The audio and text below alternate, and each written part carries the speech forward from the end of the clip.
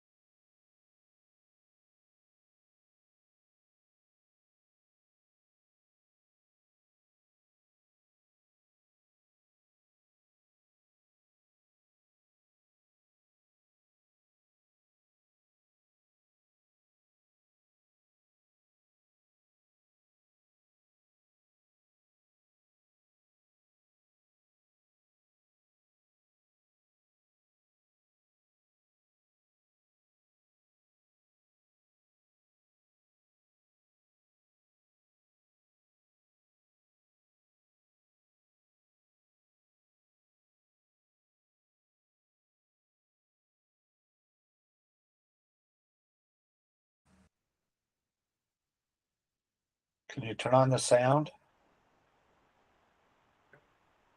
Can you hear us now?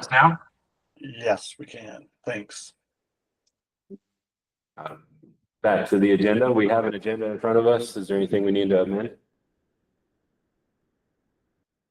I move that we accept the agenda. Motion, is there a second? I seconded that. Motioned and seconded. All in favor, say aye. Aye. Motion carried. Okay, then we have regular meeting minutes from March 3rd. Any changes we need to make to those? The only thing I had a question about is, in the minutes, it refers to, planned use development, and we've been calling it planned unit development. Is that, do we need to change that? That'd be a good thing to clarify. It's in there several times, but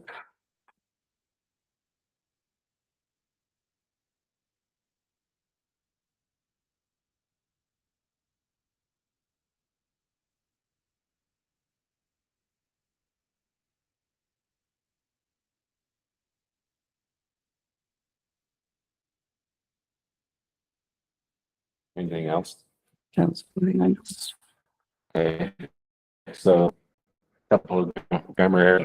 Say, Mr. Chair, I think it's perfectly acceptable to approve the minutes with the revision of changing the term plan development throughout and bring it revised copies. Okay. So we hear a motion to approve the minutes with the proposed change. I'll make the motion. I'll second that. All in favor, say aye. Aye. Motion carries. Okay, do you have a general public comment period for things that are not relating to the public hearing? If you, sir, have anything you'd like to comment on for Town of Pinedale or anybody online, not relating to the public hearing, we'll have another public hearing or another public comment session for the public hearing that is today. So any general comments? Okay, hearing none. Any online? Okay. Yeah, generally there's nobody with that, but then we'll open up the public hearing. So this is a public hearing for a conditional use application. Mr. Pierce, do you want to introduce it to us?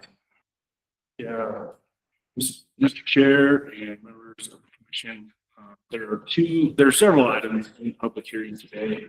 The first two items, items D1, which is a conditional use application for mixed rental residential use, and D2, which is a variance application for off-site parking. These have been withdrawn by staff. The applicant did not meet their legal obligations to have the public hearing today. The public notification went in the newspaper as required by code, so we felt it best to leave it on the agenda. But when the neighbor notification letters were not sent accurately and on time, we decided to withdraw it. So we are awaiting corrections from that applicant, and I would recommend that we move on from D1 and D2 and enter the next portion of the public hearing. To my knowledge, there's no one present that's here on behalf of that applicant, but there is a guest online that I can't see. Okay. Did anybody online want to comment about those two items, D1 and D2? Okay. Then do we need a motion to move those? No motions. Been just withdrawn by staff. Okay. All right. So moving into item D3, would you like to explain that one? Yep. Mr. Chair and members of the commission, so D3 and D4 are related, but we'll start with D3, and probably best to kind of introduce both variances at the same time and allow the applicant, I know they have a presentation that they would like to provide to the commission about their project. So this project is a multifamily project located just south of this building on Colter Avenue. There are 5 lots that these variances are being requested. And I will say it's one of, I've told Mr. Lee this, it's probably the best application I've ever received as far as completeness and timeliness. And so very appreciative from staff on the thoroughness of their application. Mr. Lee is representing the owner, who is Ruben Corona, for 5 units that are zoned R4. I'm sorry, 5 parcels. All 5 of the parcels are appropriately sized to house a 5-plex by our code. They desire to install 6 plexes from the ease of construction, and I will allow them to kind of represent their project and what they desire to do. So they are seeking a variance for the number of units based on the square footage of the R4 lot. They are seeking a second variance on the parking lot that would allow the parking lot to be in front of the building and back out onto the street. Those are both pieces of 475 and would require a variance to proceed with the project as they are proceeding forward. So just to introduce the number of units by the town of Pinedale zoning regulations, R4, you can really have as many multifamily units as you would like, but there are certain requirements from open space to the size of lot required per unit. These lots are both, they range from about a little over 7,000 square feet or 7,500 square feet to about 8,700 square feet in size. And they would be 9,000 square feet to allow a 6-plex. I will say from the submittals that have been received from the applicant, everything else in the code appears to meet the open space requirements and all the other pieces, the height restrictions. They've met all of the other code regulations. They're just seeking that additional space. They are proposing a Connex style kind of modular construction on each of these units. The code doesn't say anything about occupancy of the building. They could build this size a lot and the top could be a 5-plex, right? They could have 2 units on the first floor, 2 units on the second floor, and the third floor could be a single unit that was, say, a 4 or 5 bedroom apartment compared to a 2-bedroom apartment. They could build the same structure, or there could be more or less bedrooms. There's nothing that really our code regulates, just the number of units to the total square foot of the lot. And they don't meet it. They are in exchange for the variance, the owner has presented a zoning restriction or a deed restriction that would put these to a percent of AMI. The 6th unit would be deed restricted to the town of Pinedale, limiting based on a percent of AMI what that could be rented for. So that is kind of the first variance, and I know Mr. Lee is present. He is the engineer we have worked most closely with on the applicant. He does have a presentation. I think it'd be best if I turn it over to Mr. Chair. That'd be great. Yeah. I'm not sure if that PDF. I have it. Give me just a second. Get it shared.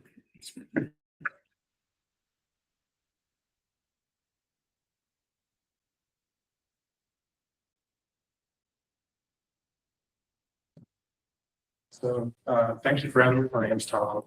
I've working with Ruben Corona as an architect on these development projects.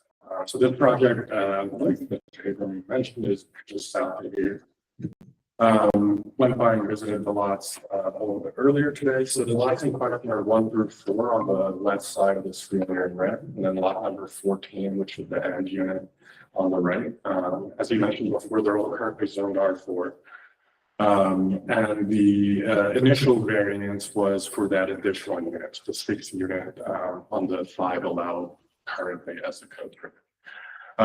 With the conversation of that 6th unit, we have had conversations with the mayor on an adjusted AMI schedule for the city of Pinedale. So he had an AMI schedule, not necessarily published by HUD, but adjusted per hourly rates. And it looked like it was somewhere between $15, $20, and $25 an hour. I think to just get a better demographic of the city. Those rates are in the initial submission and range depending on number of occupants in that household from about the mid 700s up to the low 11s, depending on the unit size of the household. Next slide. These are the 4 or 5 buildings in question. They're the green with the wood cladding. As you can see, they fit within the context pretty well of the existing neighborhood within that 35-foot ceiling. We were able to get 3 stories in there by maintaining a 10-foot forward floor with a minimal ground floor elevation and roof elevation. And one of the driving factors we're going for with this sixplex is to be able to use an existing prototype we have for other development. And again, with that, in kind of be restricting a unit from each building for that as well. And one of the recommendations for not co-locating all the AMI or affordable housing in one building was the conversations with staff, just so that they create a low income building, but necessarily spread it out within the community.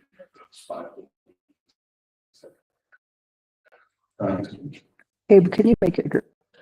I can zoom in. This is that helpful. Yeah. There's that picture.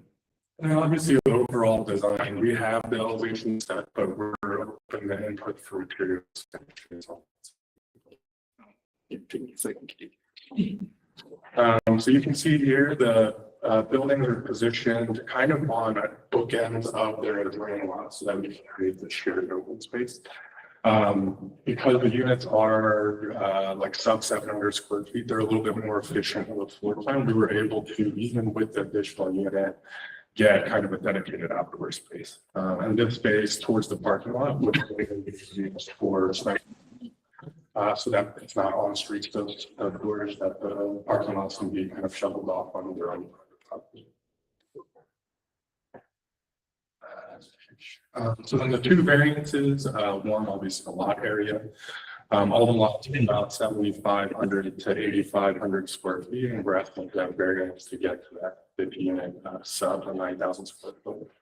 And then the second variance would be for the parking lot. So per the town code, multifamily requires off-site parking or off-street parking. However, looking at the existing layout of the street in its entirety, most of the multifamily buildings, even if they do have on-street or off-street parking, they seem like they're parking on the street. And the townhouse is directly adjacent or backed out or rear out to the street as well. So maintaining that contact with the main street itself, maintaining an ID or an ADA sidewalk expansion for future if the city decides to put that in. So we're open to working on where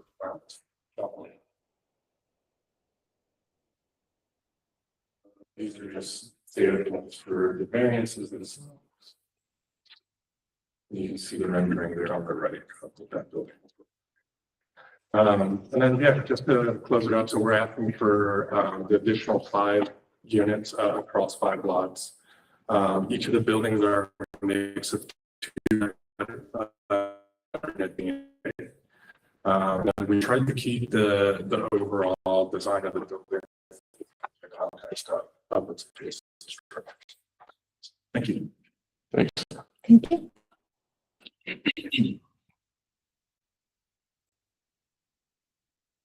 Okay, so regarding item D3, the variance for the lot area, is there any board member comments on that item directly?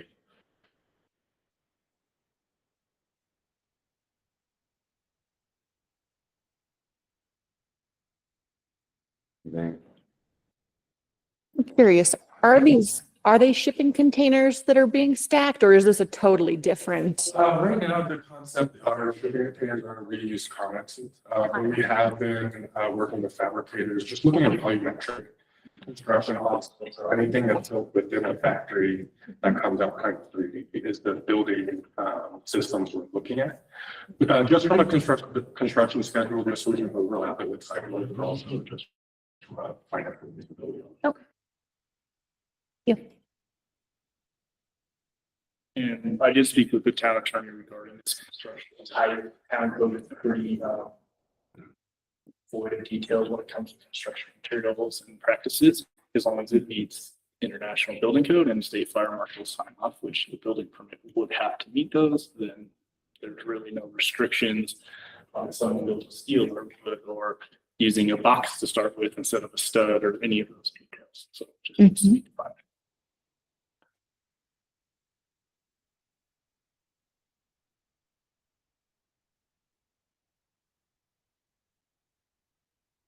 Any other comments or questions from the board? I do have comments.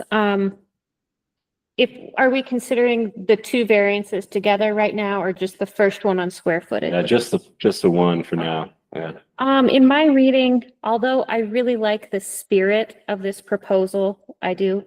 I just don't see where this project meets kind of the hardship requirements of our code, which is kind of required for variances. These are pretty straightforward square lots. I believe the applicant purchased them just in the past year, under the same conditions that exist there right now. And I think those conditions were known to the applicant. So in that way, I can't say that these circumstances were not self-imposed by the applicant, which is another requirement we need to meet for variances.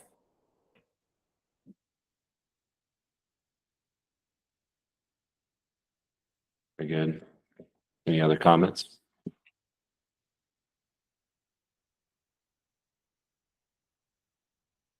I think my comments are more related to parking, but, I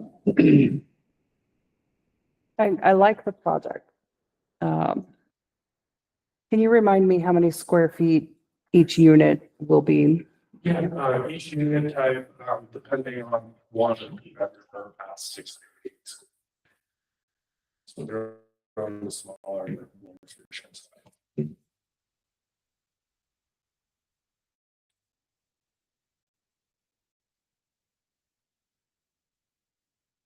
I mean, I'm not opposed to, I'm thinking about the fact that you could build the exact same overall building, regardless of whether it's 5 or 6 units. And so that, I like the idea that there would be the affordable housing aspect if we went with 6. Is that a forever thing, or is there a timeline on that, or? It'd be a deed restriction in perpetuity with the property, just to that one specific. Is there a difference, Abe, in parking requirements between 5 and 6 units? Not really, no. The answer to Does this project meet the parking requirement space-wise? Like, there are 6, the number of the number of spaces they provide. yeah, because there are 6 parking spots, not counting the handicap parking spot, which is 1 per unit. And I can't think of very many families that would only have 1 car. And there's nowhere else to park. If you have the parking up against the front, you can't also park along the street unless you're parking in front of someone else's house. And so that's my biggest concern is, you know, the likelihood of having 5 times 6 units, so 30 different houses where the people only have 1 vehicle. I don't think that's practical. And there's nowhere else for them to go because of the way that the parking is on the street. And so that's my biggest concern with the project. Yeah, well, just, while in the initial concept design for the lots, so like one of the reasons for the 6th unit, even though there isn't kind of a, where it more or less is self-imposed hardship for the property. The properties that we would kind of pay for a lot of them from the beginning, because we had slightly different lot dimension for the residential project. So the lot dimensions themselves work pretty well for a townhome, kind of single loaded with the front yard, rear yard. But for a multifamily lot, they're pretty shallow. So we are in turn trying to use a multifamily lot in its zoning, but the dimensions that or yield itself better to a kind of a single family. For the overall finances for the project to work out, that we do need that 6th unit just to make it kind of pencil out on the development side. But in terms of off-street parking, I mean, we do have an abundance of site areas, so we can look at some different parking layouts. However, it will trade open space for parking spaces. So we figured even with kind of code minimum parking requirement we're proposing for the property, we can go and modify that to add some additional spaces, but again, it can be a trade-off with the I'm just concerned that when you get that many units, I mean, especially if you're looking at like, these are smaller places, so these are probably, potentially young couples or a single parent with a teenager who may be driving or, so I think I have a hard time thinking of very many people I know that have one vehicle. My concern is just where is that extra vehicle going to go? Because there aren't any other options along that street unless you're parking in front of someone else's house. And even most of those units have the drive like you're showing on yours where they're backing out onto the street. And so there just isn't a lot of other places for someone to go, or if you have somebody come to visit or, so I don't know that this is practical. It would probably end up pushing parking out onto Washington Street. I Yeah, but imagine. how many can actually park on Washington? I mean, if you've got 30 units and, it's. And you are right, like on the GIS, most of the units on that street have 2 vehicles in front of them, minimum. Mhm. Well, and now, people have campers and such, which you can make the argument they can pay for storage somewhere, but. Yeah, that was something I noticed, like just driving by the lots today, people are using it as a storage. Essentially. So whether they're neighboring or some neighbor. So, I mean, the other solution, and this might be more of a design session during the site plan application, would be to perhaps provide a consolidated parking lot for the 5 units. Maintaining open space on one lot, but devoting it to parking on another if possible. I know parking is, it's definitely an issue, kind of any development we go through. The code minimum definitely doesn't account for what's actual. So definitely understand the concern. I think we have a lot area to address that concern during our site development.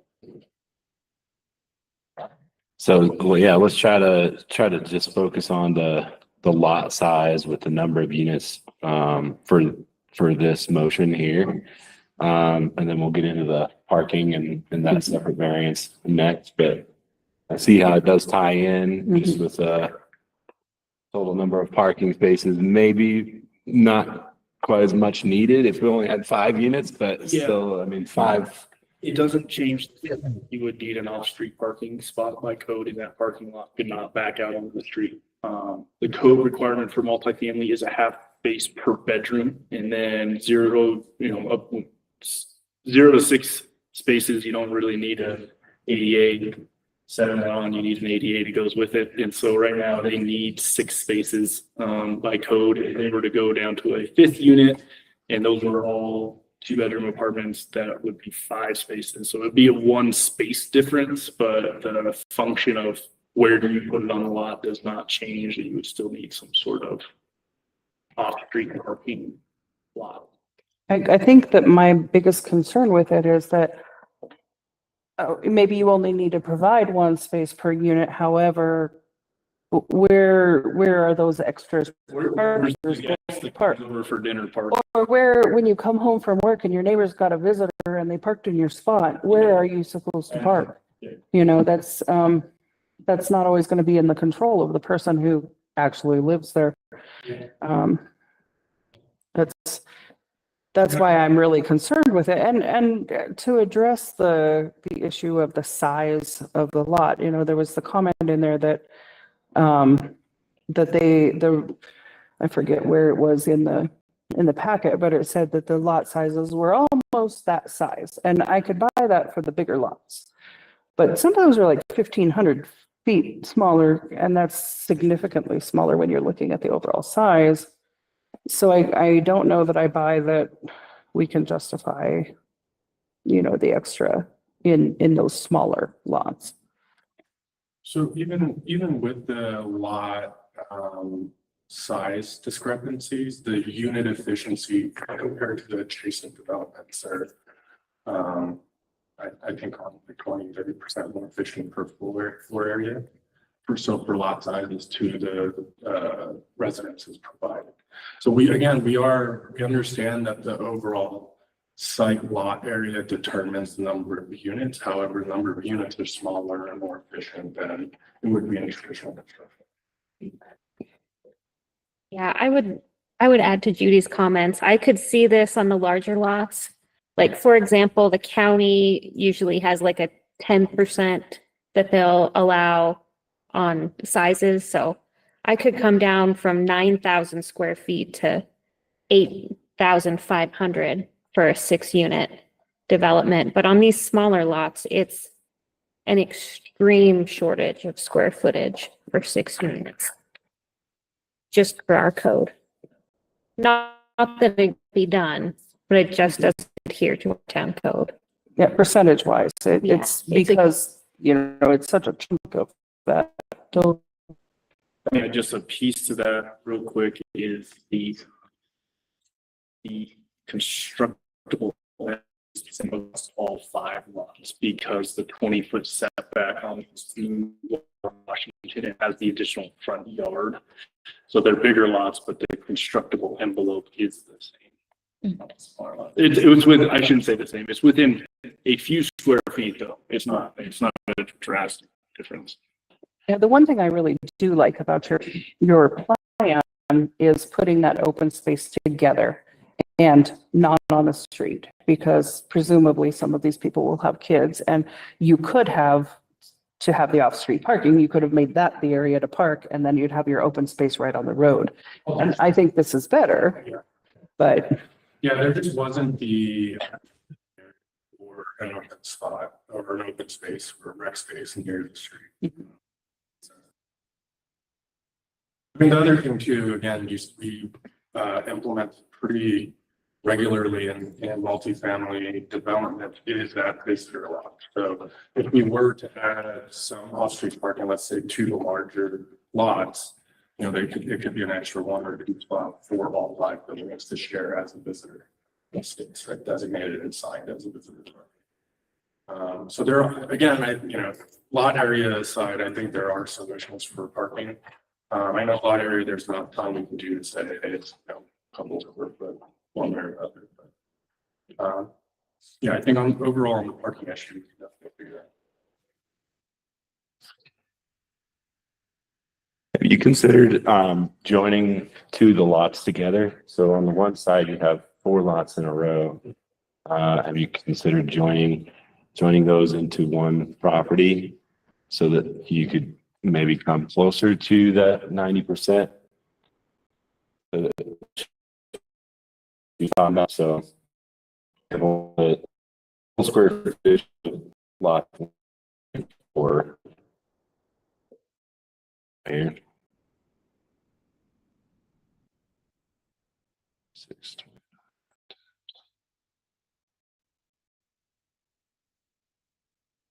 That's 31,636 square feet, and you get 1,500 square feet per unit. So that could be 21 units out of the 4 lot.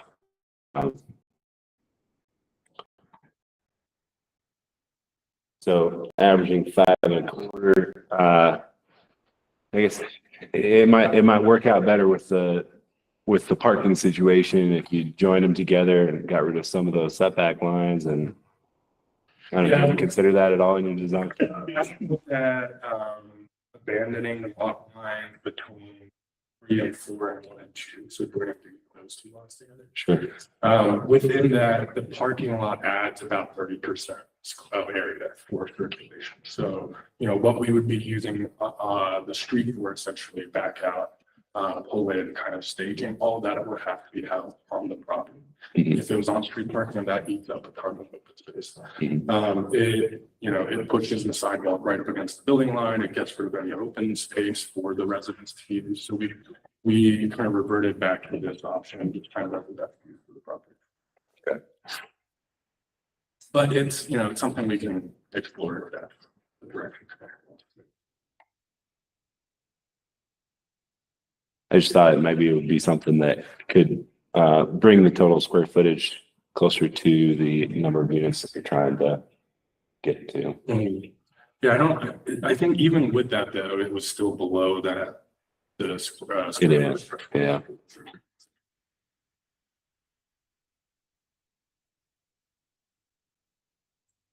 Is there any other comments online or anybody who would like to discuss the size of the units? The number of units that we're talking about here? I guess did we lose everybody online or? They're still there. I do believe Mr. Lawson is. Yes, Steve Lawson. Okay.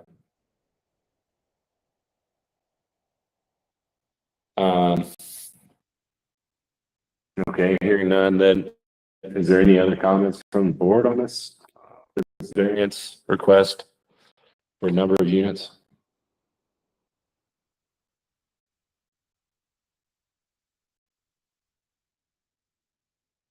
I mean, I guess personally, I like the idea of having a deed restricted unit, but I think the concern is real that the number of parking spaces for 6 units is just not there from what I can see.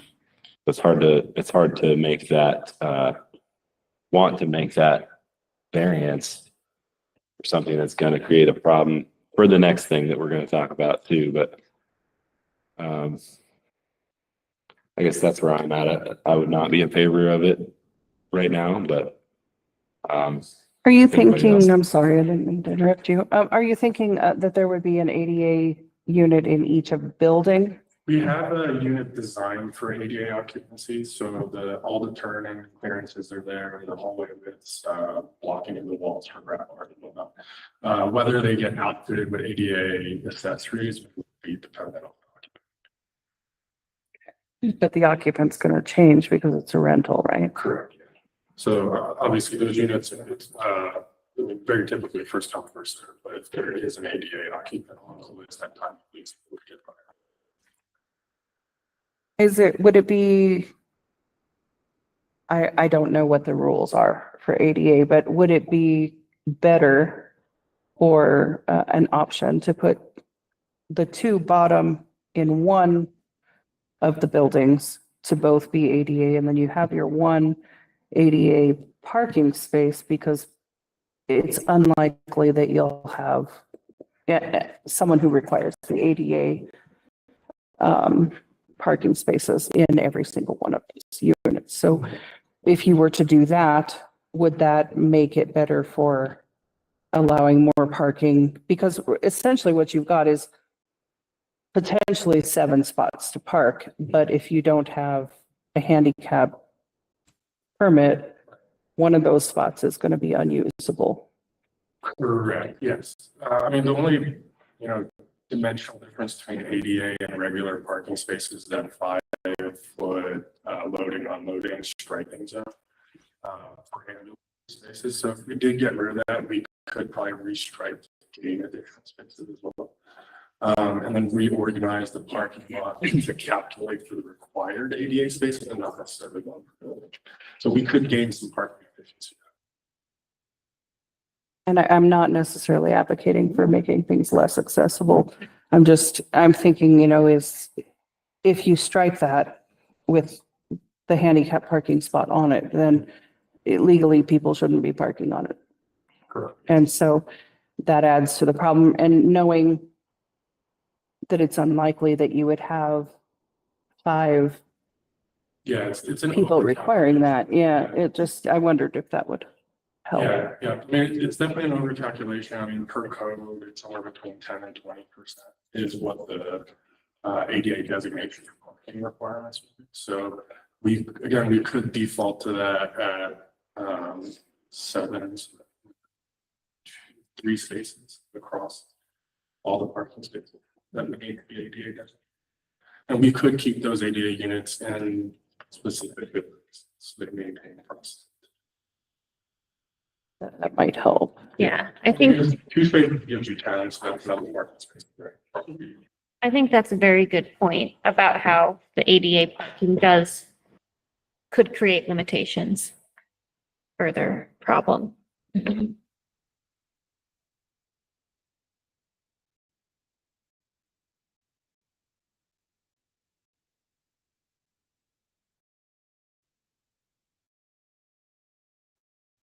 I'm also a little curious how you're going to determine whether you fit out the building to be ADA compliant based on who's in there. I mean, is this something that's going to change?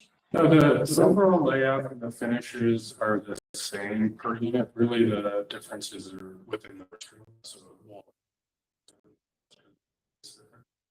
those get installed and uninstalled or installed and permanently left. And the ADA.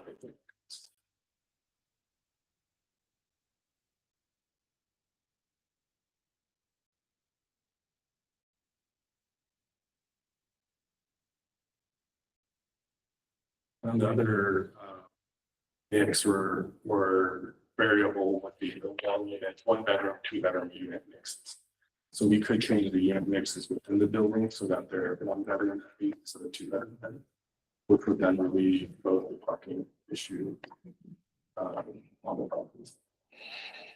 I'm just not sure that you're going to have a need for 30 1-bedroom units.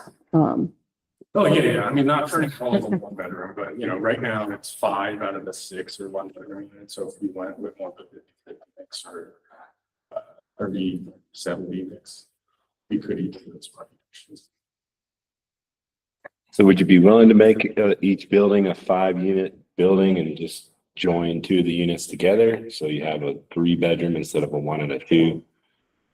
The overall structure wouldn't allow for a bridged unit, so they would still be separated units. Mm-hmm. And then with the 5 building option, there's no units that come along. Mm-hmm. So the affordable housing. Right. And that was something, again, I don't know when the mayor spoke last, or we spoke last with the mayor, but it was something he was pretty adamant about, was trying to get us before plans. Mm-hmm. It's something we've been working on for a long time. Abe, question for you. This backs up to the interesting Dogleg Street, right? So will people be allowed eventually, once that is built, to park on that street behind the buildings? As the code is written currently, yes, absolutely. Now, when that's going to be built, Right. I'm going to speak to, but the way the code is written, outside of a few recent subdivisions like Pronghorn Crossing, where we did restrict some on-street parking. Pretty much any residents can park adjacent to their residential within the right of way. There's really no restrictions other than vehicle has to be licensed and has to move and has to do a few things. Something's got to be used, and you can't just be a trailer plopped down in the middle of the right of way, but yes. That could help alleviate, but like you say, we have no idea when that's going to happen, but. And also not in the winter, right? In the winter, they can, it has to be used and moved and different, it can't be just plopped down in a non, broken down vehicle that's parked in the right of way. It's got to be something that someone's using, but they can park there every night. And they can do different things. Against the will of my guys who plow streets. Yes, that is the answer. That is the legal answer. You might have to do some digging to get your car out, but. Yeah.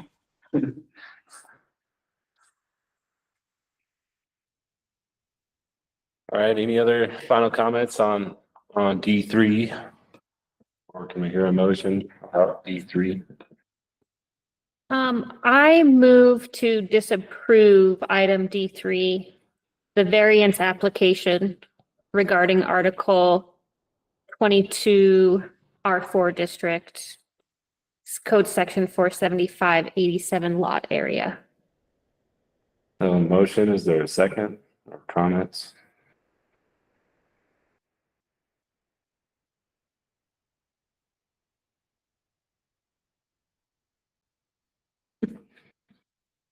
Comments? I'm not necessarily opposed to the project. But I do think there are issues that, I don't know, my concerns have more to do with the next issue with parking than with the lot size, because as we've heard, the same thing could be built. I mean, the same overall Size. structure could be built, whether it's 5 or 6. And I really like the idea of having the deed restricted unit. I just think that the reason why that 1,500 square foot per dwelling unit is a factor is for parking, basically. I think, I don't know what else it would be. I mean, R4 is the most dense zone that we have. Yeah. And, so still, practically speaking, we've got to make parking fit even in the wintertime when it's full and yeah. So that's where we are spilling over into the next discussion, but, and I don't even know if 5 units would make the parking any better. Like if you had 5 units with the same amount of bedrooms, still have just as many drivers, it's probably a moot point. Mhm. That's what I'm with you. I'm tripping not against. necessarily against the project. It's just tough. I guess maybe it'd be better to, recommend denial, but let the council figure it out. And if the mayor wants to push with the affordable housing, I understand that that's maybe the way to go. But I think that's for them to discuss maybe more than us, on whether or not they want to go with it, which is going to happen anyway. So, Mhm.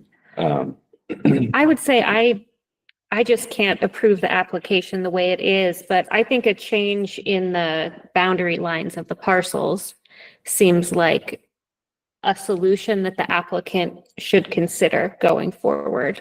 Like 3 on this, where we currently have 4 parcels, maybe 3 buildings of 6 plexes could easily meet our code and do so without creating parking issues.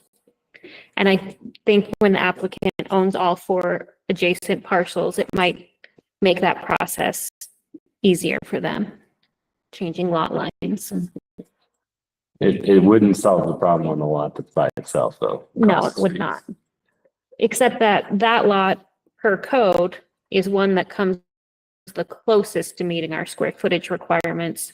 And I don't know if parking up against Washington Street might also be something to consider on those corner lots. Right.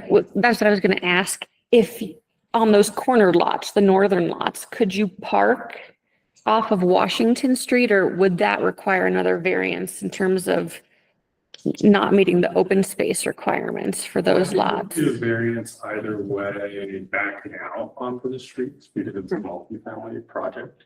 Mhm.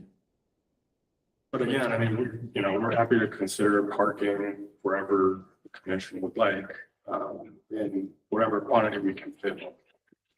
We definitely understand traffic's an issue, and as soon as one neighbor starts abusing it, the entire street that comes away. So very aware of that. We want to mitigate it on the opposite for sure. If it means looking at additional spaces for parking.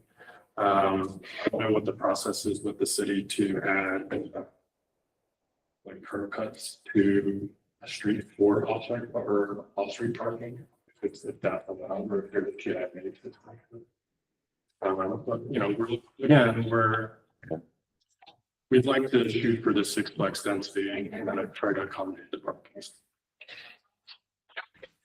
Would it help to make the side that has the 4 into one lot? Yeah, we have looked at that. Again, it's the trade-off between off-street parking circulation and then this off-street. So again, when we're not using circulation, we're saving about 30%.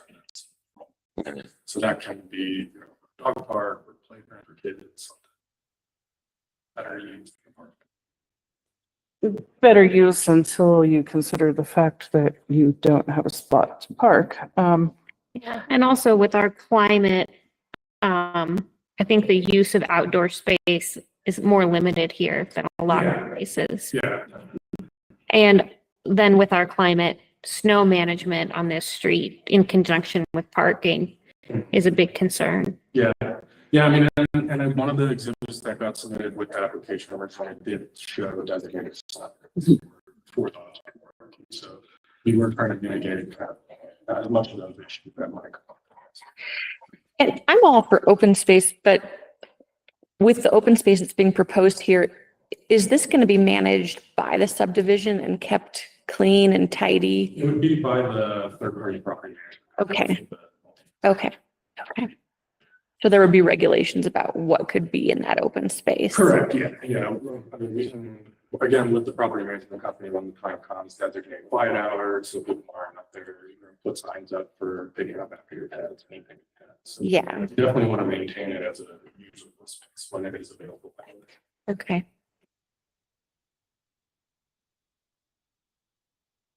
So we do have a motion on the table. Any other comment on that? Or discussion?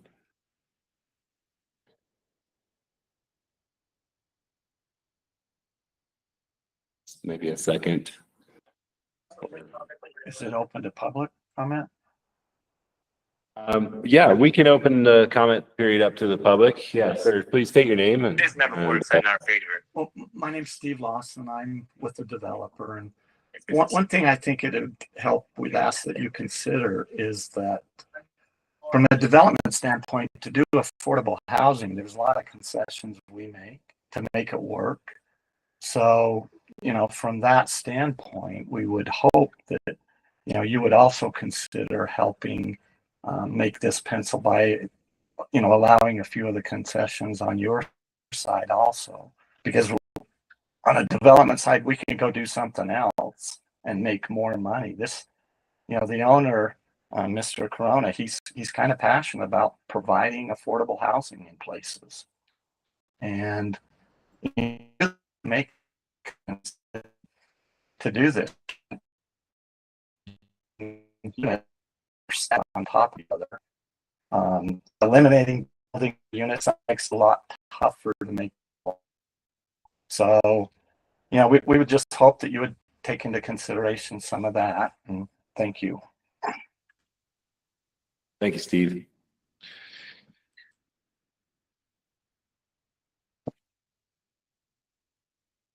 I guess that's where I get back to my comment earlier that it would be up to the mayor and the council and whether or not they want to make those concessions.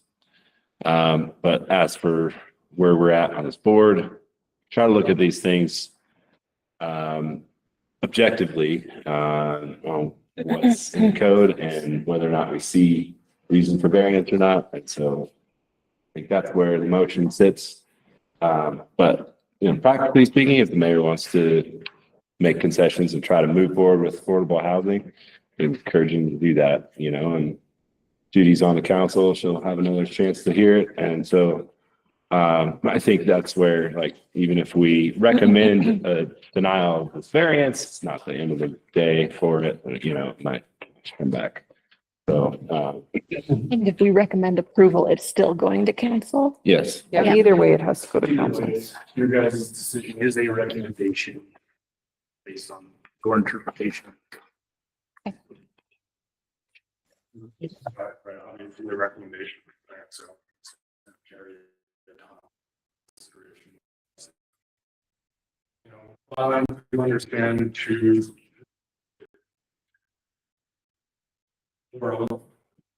you could argue that it was more or less afterwards, but at the same time, lots of purpose with the conversation with the mayor about so, like Steve said, we are, with the developer trying to build as many affordable housing projects within the state as possible. This is one of the geographies that he targeted, so any support would be. Yeah, and that's great. And I'm glad he's talking to the mayor and all that. So I guess with the motion on the floor, I would like to second that motion and just say that, not because I'm against the project, just because I'm looking at it objectively, and it's hard to come up with the reasoning for the variance based off of what we have in the structure of the variance application. So I'll go ahead and second the motion. Any further comment on that?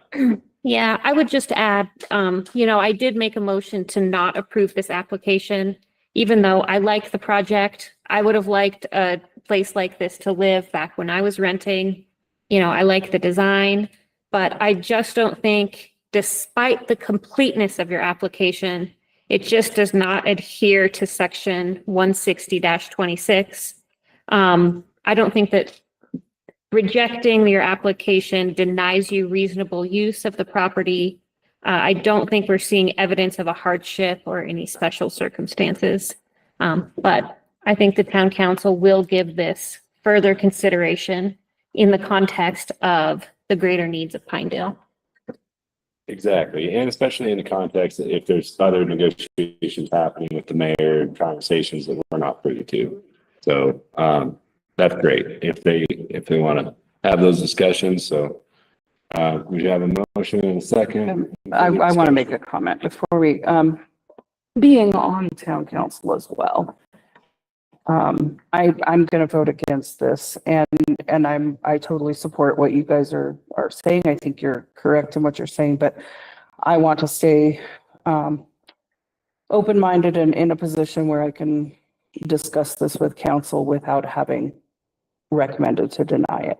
So that's my reasoning there, but just want to be open about why I'm voting the way I am. Any other comments? Okay, all in favor of that motion, say aye. Aye. Aye. All opposed, say nay. Okay. So motion does not carry. So then we can take it to council without a recommendation. okay. All right. So yeah, I think that's a pretty well, I don't know, matched description of where we are anyway, just kind of 50-50 on it anyway, but Yeah. okay, good. All right. So moving into D4 South Colter, variance application regarding off-street parking. And this is really the concern all along, right? The off-street parking, is an issue. I guess personally, I don't like the idea of backing out on the South Colter. I know it's kind of the status quo out there. There's a lot of homes that are doing that. A lot of those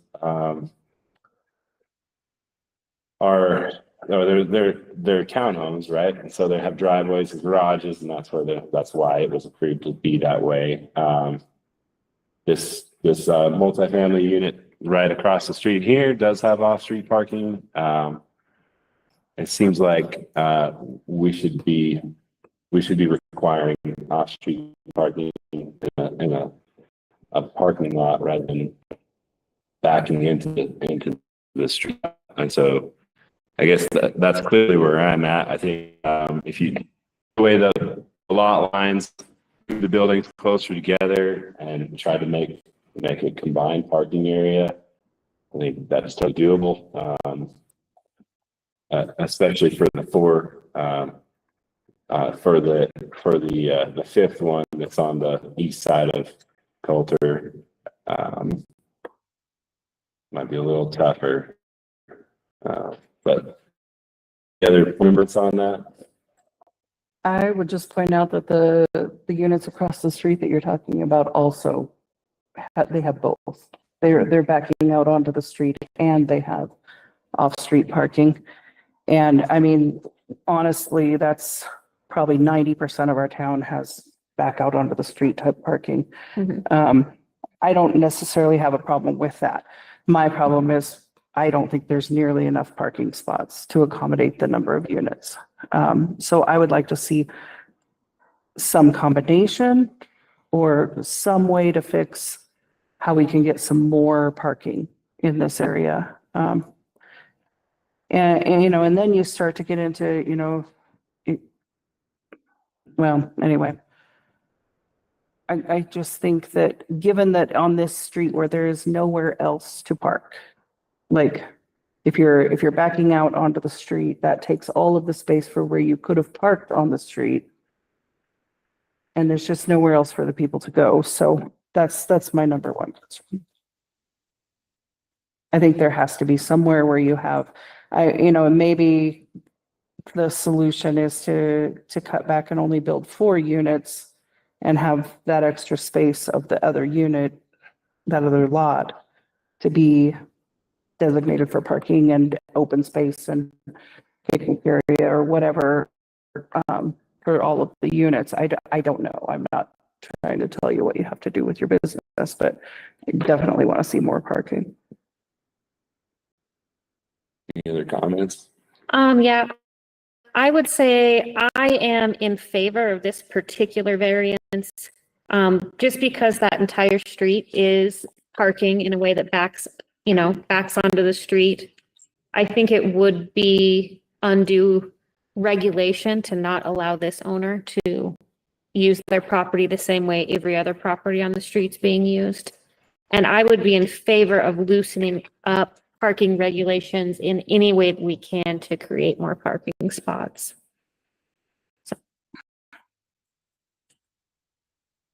Yeah, I would agree with Tessa's statement. Really quite challenging from a staff standpoint, because we can require it at P&Z. The code requires that we can make someone build a parking lot and then they can park in their front yard and drive out.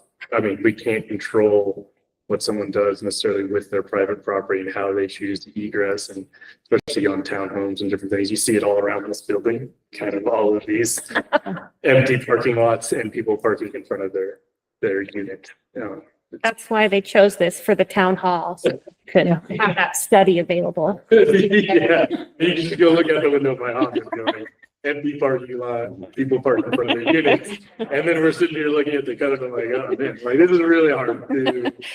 So it's And we enforcement is very major. challenging. You're always going to park where it's the easiest and the closest. And, I don't think you're going to change people's behavior, but I'm seeing people double parking, pulling in far enough where their bumper overhangs the sidewalk and double parking. Yeah, I will say one of the challenges that it could turn into is that spare parking could come into stacked parking if there's enough room, which is what's going on over by the middle school, those fourplexes by the middle school.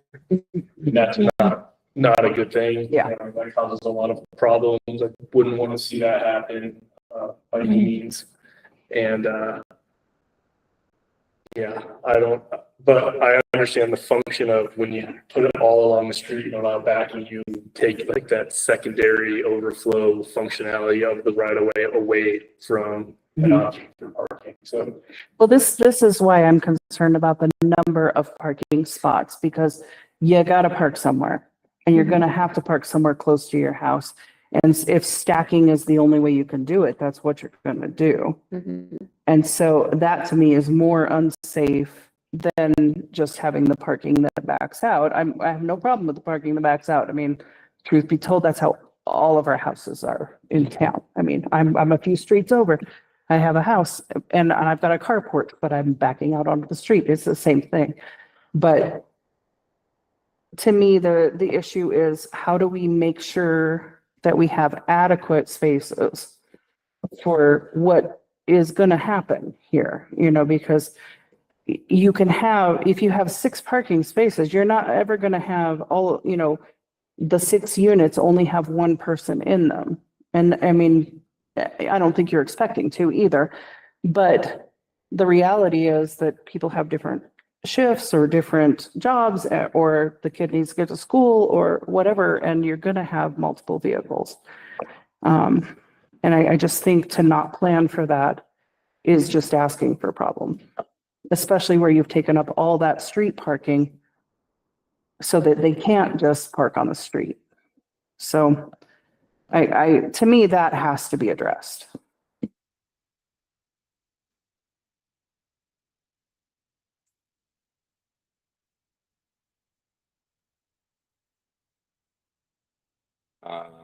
Any other comments from anybody online on the parking situation?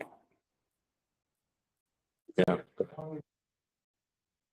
concern about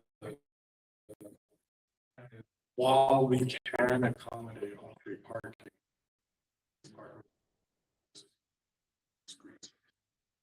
So that is a trade-off of being able to provide the same number of off-street parking spaces with a lot more code minimum turning radiuses, back outs, and drive aisles.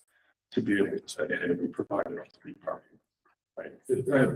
We have tried to balance the overall site plan to, one, maximize efficiency, but two, just be able to create space. Yeah, and just to clarify what I was saying, I don't have a problem with you having this backing out parking. I just don't think you have enough spaces overall. And so I love your plan. I love the open space. I love the way that you've set it up to where there's like a common area. I think it's really well thought out, and your snow storage is great. I just know that the reality is you're going to have more than 6 vehicles per unit. But that's what the code is requiring, is what it's got. But in most cases, you would also have a street you could park on. And by having this back out parking, you've taken away all of that space that could have been parked in. Yeah.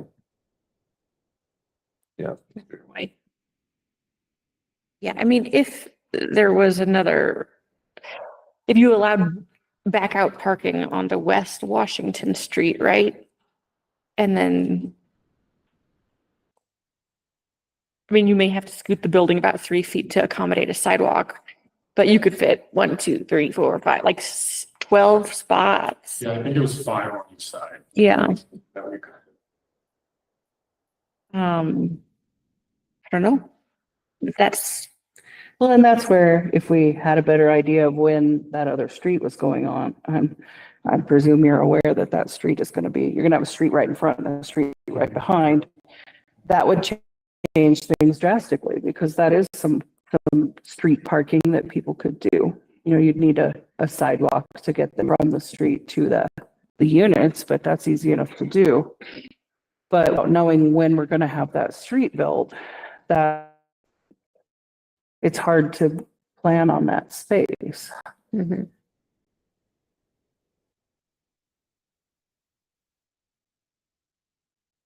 Yeah, and I would say you definitely would want to limit the 88 units maybe to every other building.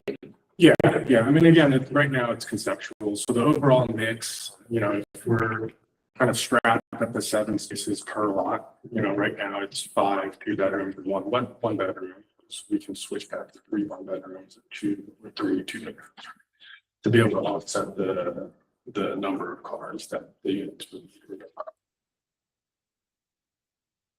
Yeah.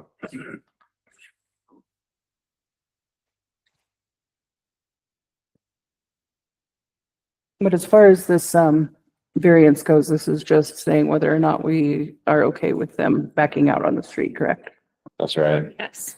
Okay. From the interpretation of staff, the parking lot is still fully off street. The spaces are off street. It's got the right number of lots that's required by code.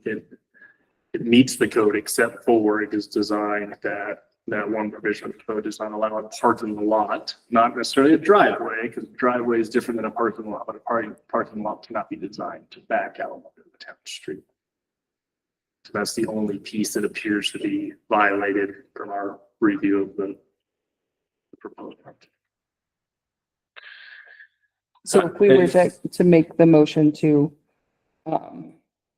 allow that, the variance would allow them to do that, correct? And that's the only thing that would be accomplished by this particular variance, correct?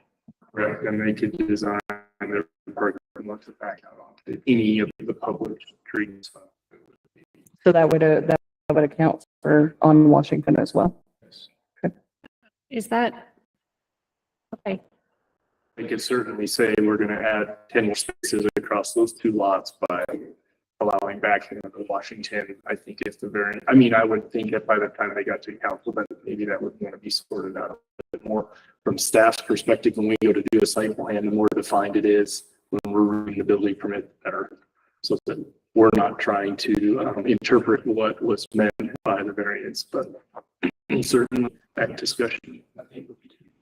I guess maybe I should make a clarification. In this application, like on page 510, under item 9, parking lot design, it says under response and variance justification, yada, yada, where parking backs out onto Colter Loop Trail. So if we approve this, I don't even know if it would achieve our goal of allowing further parking on Washington, which is something I would like to see. But I'm still in favor of approving the variance you've applied for. Yeah. So maybe we would need another variance for further parking. I feel like because it was advertised as, when we do a variance, I think these dialogues can happen internally on the meeting since it was legally notified that this is the portion of code that we are seeking a variance from. I feel like those nuances can probably be ironed out, and if it's so sought by the group here, the recommendation would include just waiving it and allowing the use of public or backing into public right away up to and including Washington the street. I think that would be more than applicable, just because the legal notification was clear that it was this portion of code. I mean, that would go a long ways towards solving my concern with the project. And I'm seeing others, situations not equivalent to this, but, for all intents and purposes, similar on West Washington Street. I see it across the street and the next block over. So, yeah. And then that's where I'm at too. I think I'd rather see if people are in the neighborhood going to be coming out of the street, and they already are, I'd rather see it kind of built into a function that is intended to be that way, rather than them driving on the dirt and so at least in this case, like you have it designed now, you have a usable sidewalk that's not going to be covered up by some bed, and there's no room to double park, and so kind of eliminates those problems.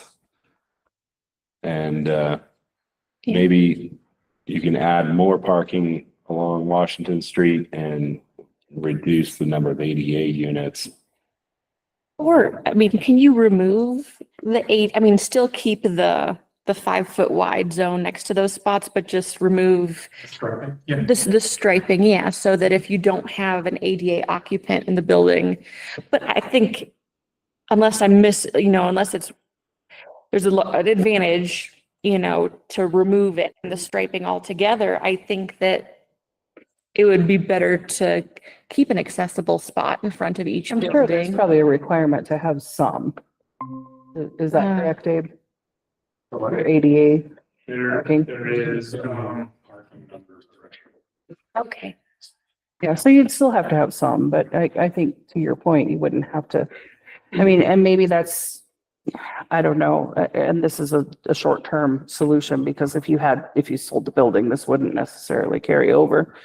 But, you had mentioned, depending on who you have in the building, you would change things up in the unit. Perhaps you also put up a sign for their parking.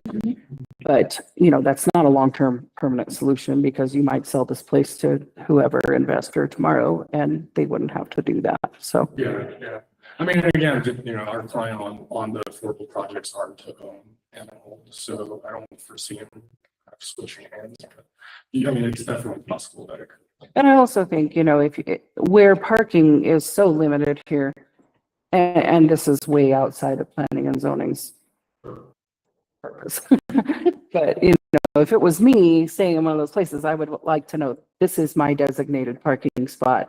My neighbor can't just use it. Yeah, no, So, yeah, have a designated spot, because that, at least, and I have one spot where I can park and bring my groceries upstairs, It's gonna be there consistent. Yeah, we can definitely add a line to the operator.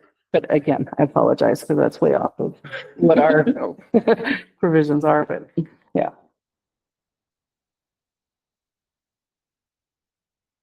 Any other comments online or about the parking?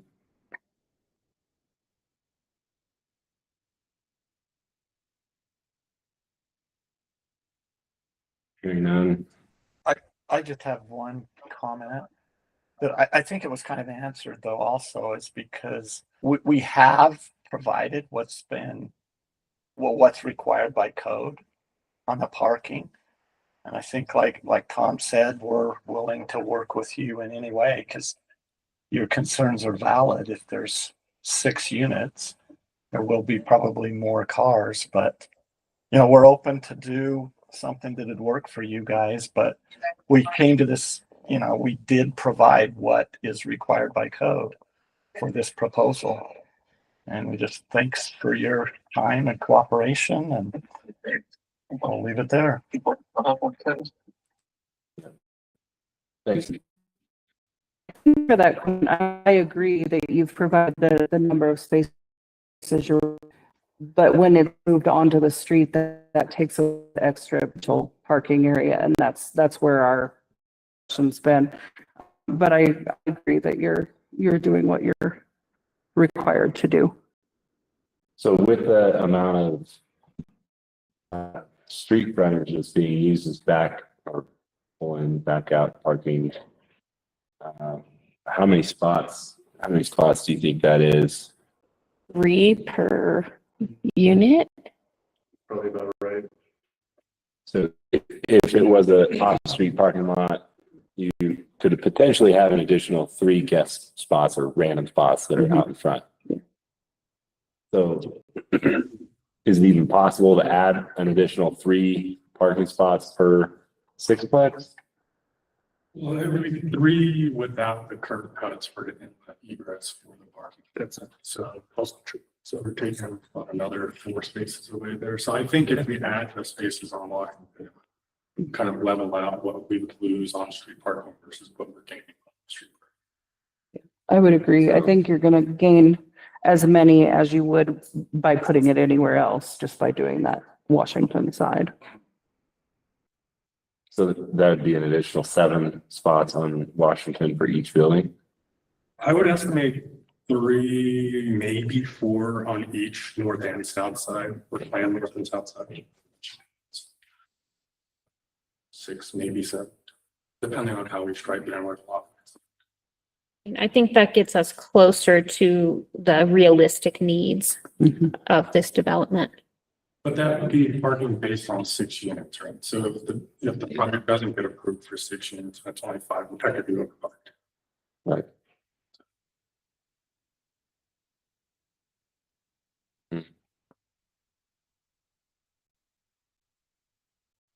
Yeah. Any other discussion from the board? No, I think despite however we've parsed this out, it's like we're pretty much in favor of approving that variance. I think we should go ahead with the Yeah, motion. I'm in favor of recommending approval of the variance with adding more parking spaces on Washington. It sounds like that's consensus. Also removing some of the ADA units. I don't know if that's, Or at least concentrating them or 3. in one building or something, like 2 in one building, 2 in another building, and then 2 middle with no ADA or something, however you want to number it. Yeah, I mean, again, I think the stack change depending on what density wise, because obviously if we're looking at 5 units across the 30, it changes. Actually, the project, so we'll have to restack the units. As the project sits right now with the additional unit per lot, there is an ADA.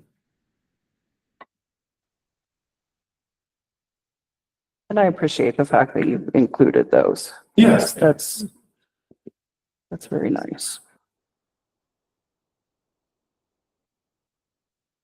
Okay, can we hear a motion regarding the item D4 variance application?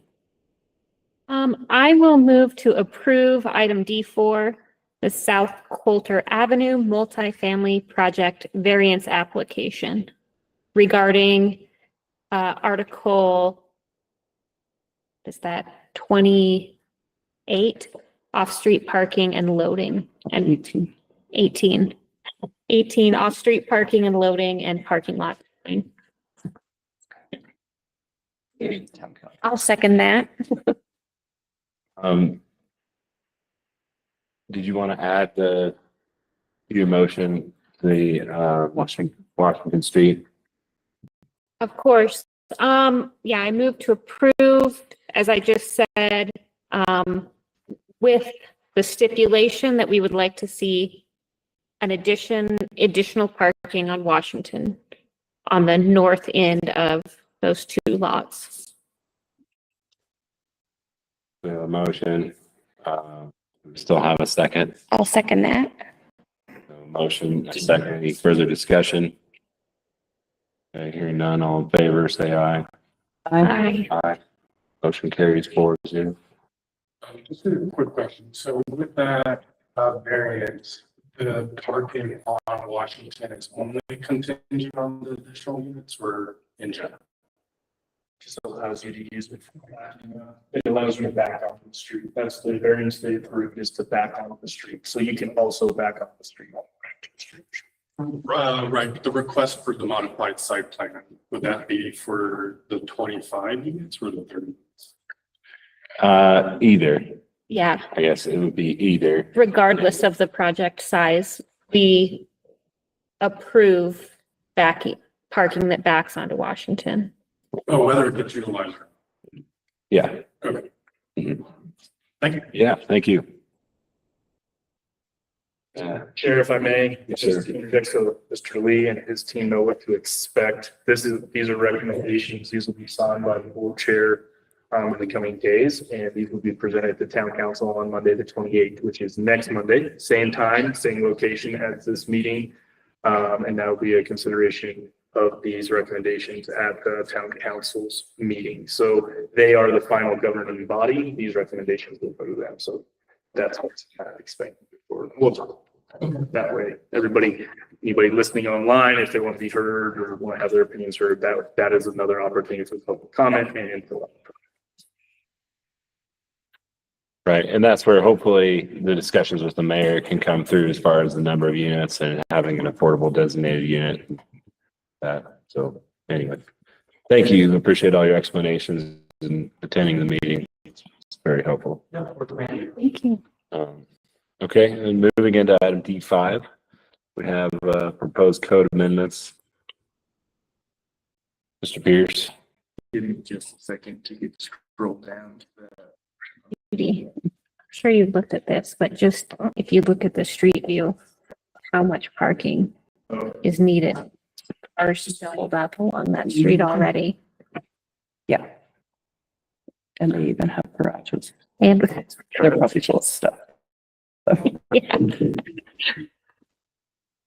Mr. Chair, members of the commission, so I will do my best to summarize this. There has been a host of zone revisions that we have been tracking. It all kind of started with some legislative issues that were going on at the state. We started tracking some changes and we have so many different types of applications and so many different portions of code. But one of the considerations at the state level this year was changing the requirements of neighbor notifications of 140 feet. They started at 1,000 feet. It got amended down to 300 feet and then it failed, but it sounds like it's likely to be. But as we're reading through our code, tracking these changes, what may need to modify our neighbor notification processes, though required by state statute, the language within our code is very inconsistent. Some of them just say, do neighbor notifications. Others say, do neighbor notifications and provide those legal notifications back to the town 10 days in advance of the meetings that they are being considered, et cetera, et cetera.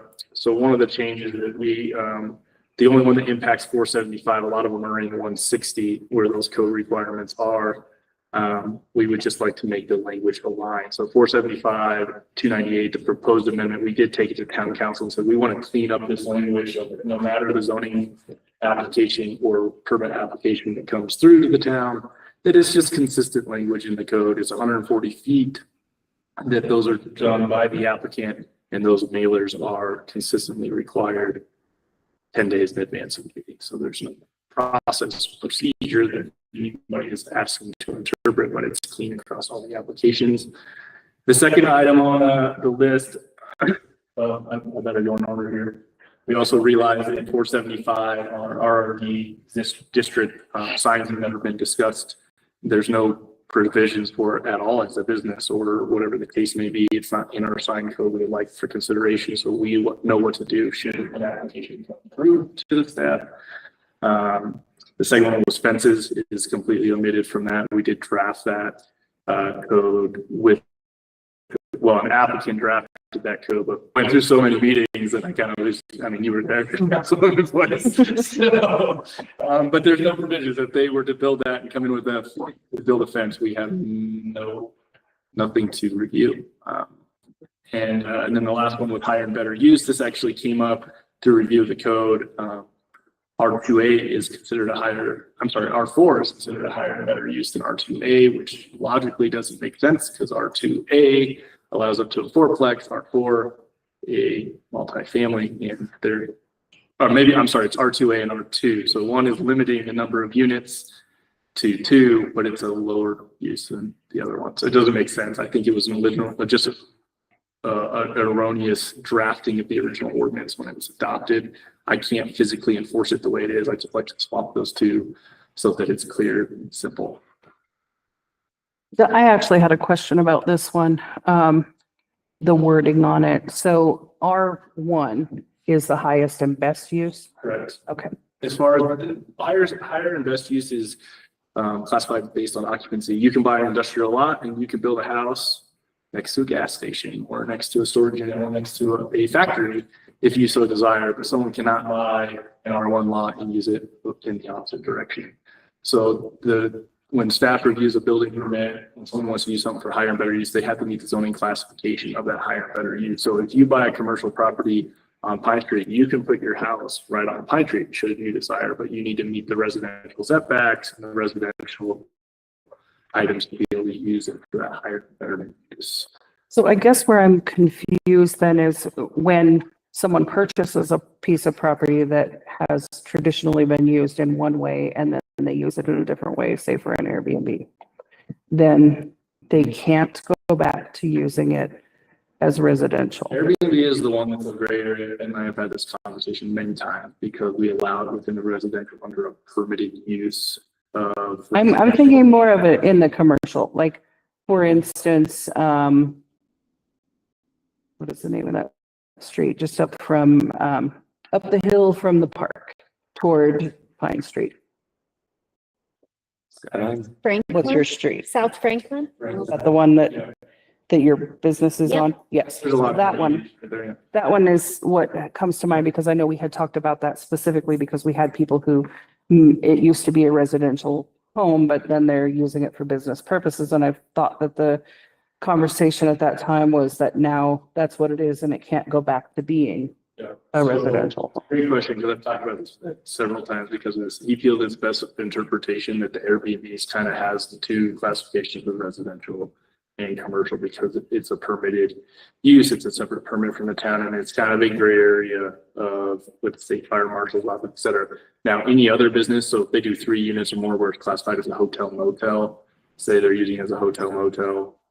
Maybe let's get off the Airbnb part. What if Tessa's office? What if I am What- using a residential home for an office? Or what if you decide you want to now live in that spot instead of having that be a So- business? Is that allowed? So let's talk about both directions. The answer is different. Okay. Which direction you're going. If it's been used, if Tessa's building, I don't know what Tessa's setbacks are. Setbacks is always the one that pops it. I'll just be honest. So say she's using it as a residence right now and it does not meet the residential setbacks. It can continue to be used as a residence forever.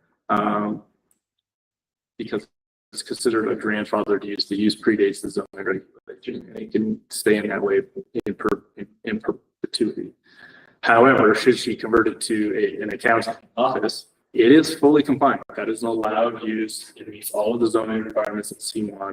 She can do that. Use it as an accounting office. If she wishes to move back to a residential, she no longer meets the zoning setbacks. So it cannot be used for the higher better use without either A, meeting those setbacks and all the requirements are R1 or her getting a variance to do so. This is actually the best place to illustrate this is across from Ed Wood's office, the yellow building. It was a large lot, but that yellow house, I don't know when that thing was built, 50, 60, 70 years ago. It's an old building. They subdivided the back half of it off of where they built it was a pregnancy resource center. I don't know what it is now. It's another business. But when they subdivided that, this discussion was had, and Ed made it very clear that you no longer meet the residential setbacks in that front. It can only be used for commercial use. It's actually in the plat. And that is now a commercial building, only without coming back or variance for the residential. I actually spoke with the owner 6 months ago about this exact thing. I think he came to council on if that's the same one, or was it the one next door to it that had the shop in the back? And it's one of those.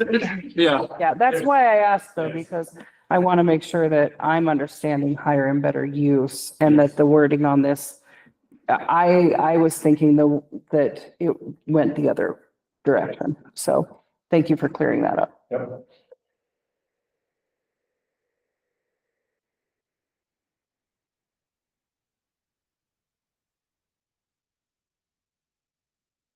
So we were talking about the permitted signs by districts in the RRD Zone District. That's the second code change. And then the third one, fences and walls, RRD. Fourth one, better use. Do we need to have individual motions on those, or? I would appreciate individual motions because these are actually going to be going to council with a host of other ordinances. Those other ordinances are going to be the reflective changes in like 160 and some of the other languages that just need to align, especially regarding your guys, the first one, 298's amendment. The other ones are kind of independent, but there's several changes in 160 that kind of go along with that one, kind of aligns all the language. I had a question on 160. Why did we choose the language, the extreme of the project? I was just wondering how the meaning, let me look that up. Which one are you on? I'm sorry. On like 160, Page 57 of Yeah. the packet. the 140 feet. 140 feet is required by state statute. So the new proposal reads 140 feet of the extreme limits of the proposed subdivision. Yes. When we say extreme limit, how does that change the meaning? So, Chauncey's is a great example of this one, the most recent subdivision. He took a large parcel and he did block 1, block 2, block 3, block 4, and then he subdivided block 1. But the entire subdivision of that parcel into those blocks is the entire subdivision, not just block 1 that he was subdividing, but he was affecting his own. That's how I would interpret that. Okay.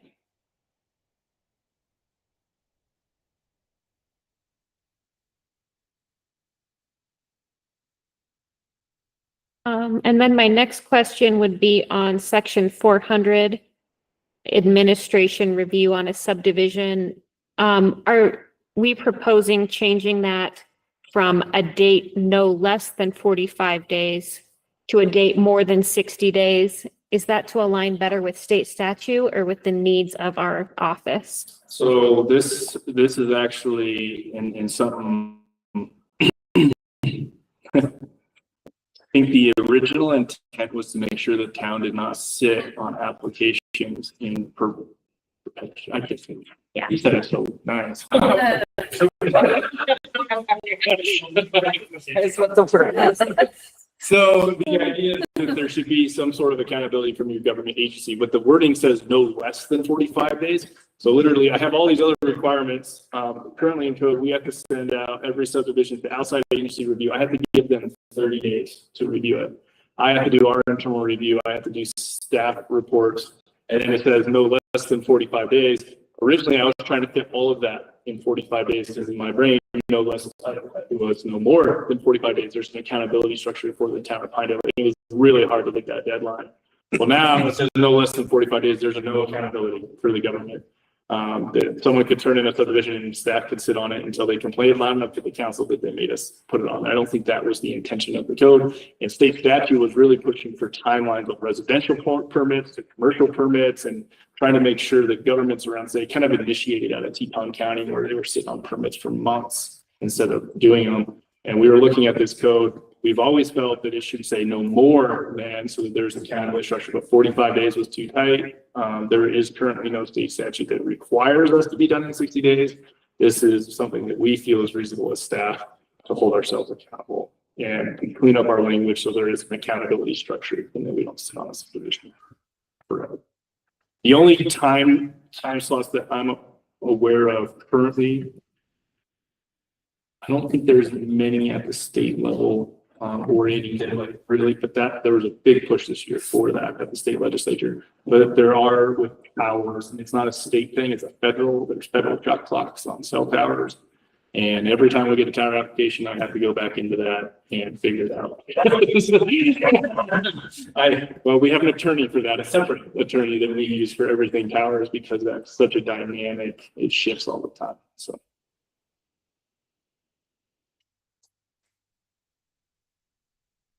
All right, any other discussion on 475, 298?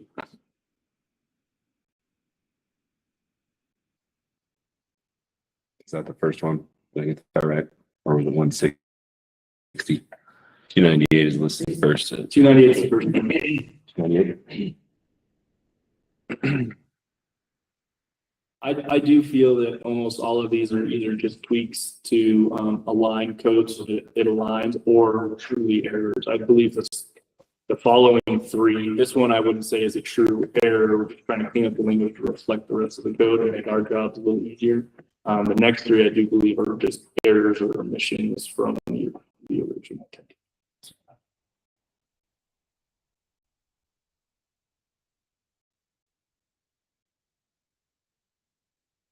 I think it's been a while since we've had stuff that's required motions of things. So just for Monica's input, I try not to make the motion just because of the relationship podcast.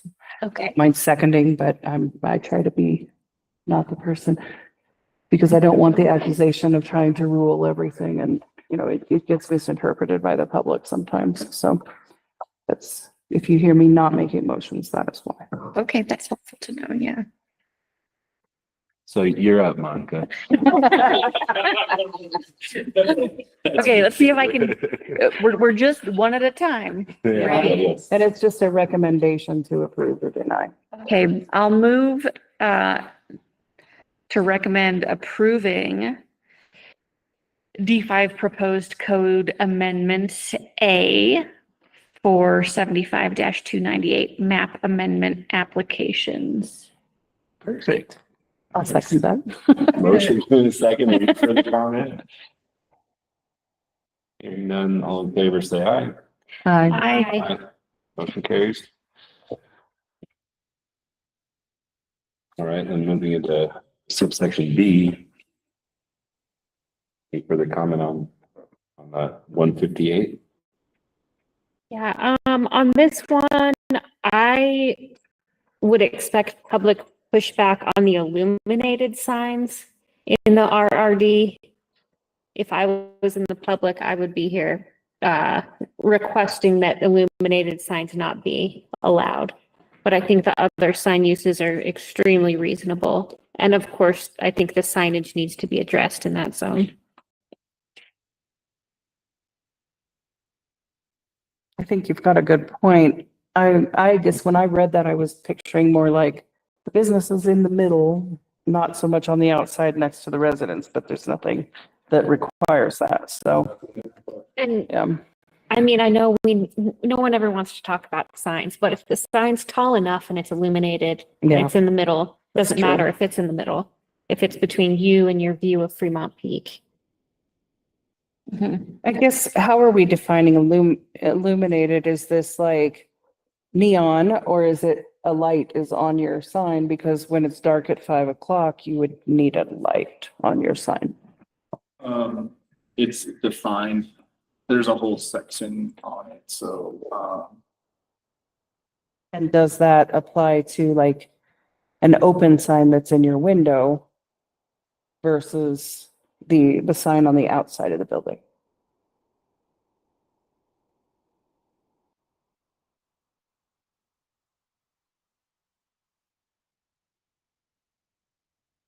Right, so it's covered under 475-160. Illuminated signs is in part of section F. Illuminated non-flashing signs shall be permitted provided the sign is illuminated only during business hours when the sign is located adjacent to a residential district, providing that where the sign is illuminated by a light or lights reflected upon it, direct rays of light shall not beam upon any residential building or into any residential district or into any street. Lighted signs in direct vision of a traffic signal shall not be red, green, or amber illumination. Clocks and or thermometers for public convenience and information are exempt from the time limitation. Business hours. It's very hard to enforce the items. I think we have a problem with There's a enforcing lot of all of our sign ordinances. all the time, but this code was written revised because this was the whole overhaul of the signs ordinances. There's a lot of these signs that are well predating this code. So, Well, and even those that aren't, haven't been held to be accountable. It's very challenging to enforce it because it becomes a zoning violation. You have to have proof. We have to set a determination. Then there has to be follow-up. And if they shut it off one night, it's very challenging to enforce. And it's a hot button issue for people get very angry very quickly. I remember I was here when we did this review, and we had someone on staff who was very good about being meticulous about making sure everyone was following that. And they were like public enemy number one because of it. And it over, you know, well, and it's just like anything because, well, my neighbor was able to do it for 6 years, so why can't I, you know, and it's. Signs and fences are the number one and number two cause hate and discontent from anybody who comes in or tries to do whatever. Those two have them. So. But that doesn't mean that we should just ignore it either. I think it's reasonable to have a light on your sign if it's a business hour and you're a business. I mean, you wouldn't expect, you know, if there's a restaurant in the resort area, you wouldn't expect there to be no lighted sign at 5 o'clock in December. So I think there's a place for it, but I agree with you that it could cause some problems. Is there a way that we can make it subject to review for that district or case by case for that district? Thinking because I don't remember well enough. I'd have to go back and read RRD a little bit of what has to be submitted on. I don't believe there's a provision. I mean, you can do it. But absolutely, you could put an asterisk in the bottom of this that all lighted signs will be reviewed and approved by the planning and zoning council. If you so desire that change in that table, or at least with regard to like an RRD district. Because right now I don't think it requires a CUP. I don't think it requires a special development. Those are areas that you would normally have an ability, but once it kind of depends on what goes in the RRD because it has use all the way from a motor coach development to a straight up resort to a hotel motel, or there's several things that could be in that district. Well, and that's where it's troublesome because you would never expect a hotel to not have a lighted sign. And that would be an unreasonable hindrance, I would think, to business.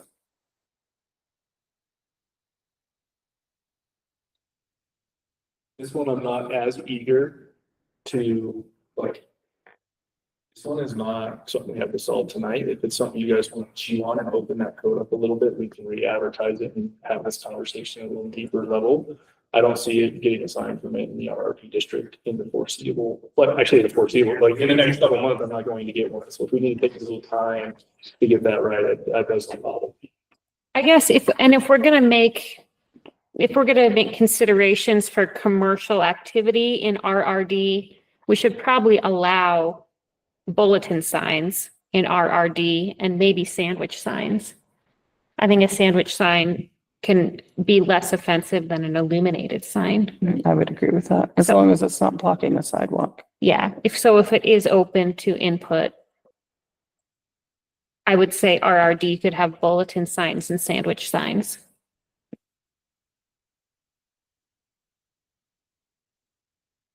And a bulletin sign, if I understand, is like a rotating event notice type thing that every building in Pinedale has. That's probably defined again, when we get back up. Actually, that one may not be defined. I would, there it is, 475, 162. Okay. May be erected for churches and other similar public institution and designated district subject to the following limitations. One sign shall be permitted on each street Got it. frontage. If it's illuminated, the light shall be directed away from majority residential areas. It should be smaller than 24 square feet. Should not be located closer than 8 feet from any side or property line. The front yard shall be no closer than half of the required front yard. It's to a building, ground signs. I'm trying to think. I would view it as an informational sign. The bulletin sign would be an informational sign. I mean, it could be anything from one that you pin something up on to a digital bulletin of informational sign or something like that. Something like where it mentioned church, like maybe posting the service times or something like that would be a bulletin sign. I wouldn't say it's necessarily a temporary sign. Temporary signs would be like a grand opening or special business sale or president sale or whatever the case may be, which is covered under a different provision. And I hate sign permits. They are my worst. Well, and most of those are usually like the temporary banner things that you're not really supposed to use, or they have all kinds of rules about how you affix them to your building or not, or, yeah. There's lots of infractions on those all the time. Those and the flags, Other signs. yes. I hate discontent as well.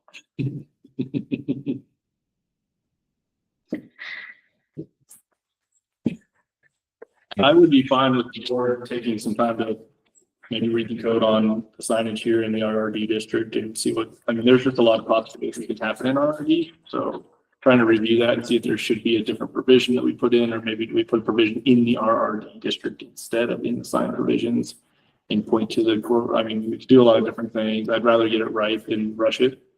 This one was not imminent, so. That sound favorable. I think it seems wise. So we can make a motion to table the subsection D5. I can make that motion. I move that we table, the D5 proposed code amendments B 475-158 permitted signs by district. And motion, is there a second? I'll second that. Seconded. All in favor, say aye. Aye. Motion carries.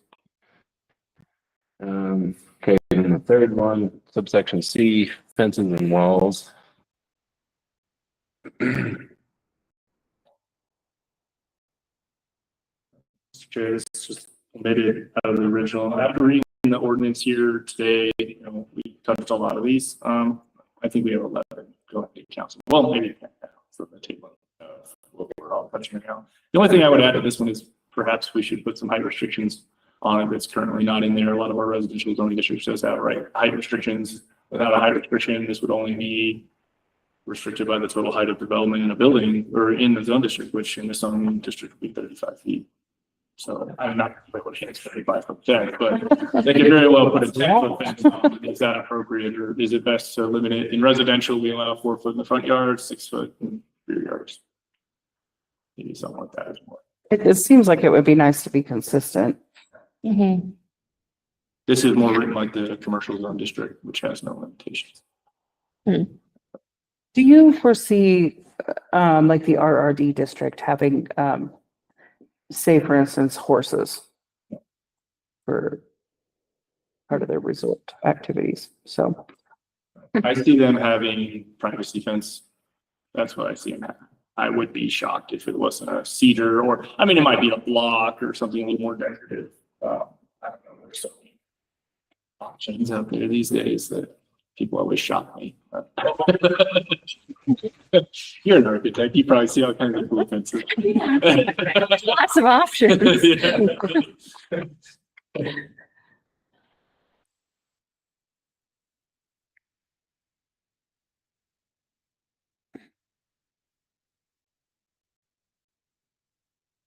So if there was a height restriction on the fence, what's the reason for the height restriction?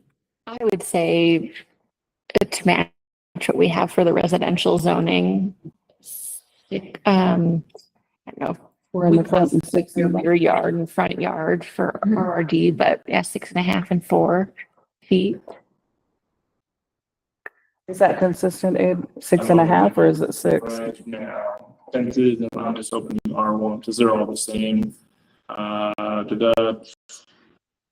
They are the same. I've got, Maybe erected to a height of 48 inches only in the front yard and to a height of 6.5 feet on any part of the zone lot, not in the front yard, except that on corner lots, no fence, wall, retaining wall, or obstructing foliage shall be allowed within 20 feet of the point of intersection of two property lines or on the current property lines of point of intersection.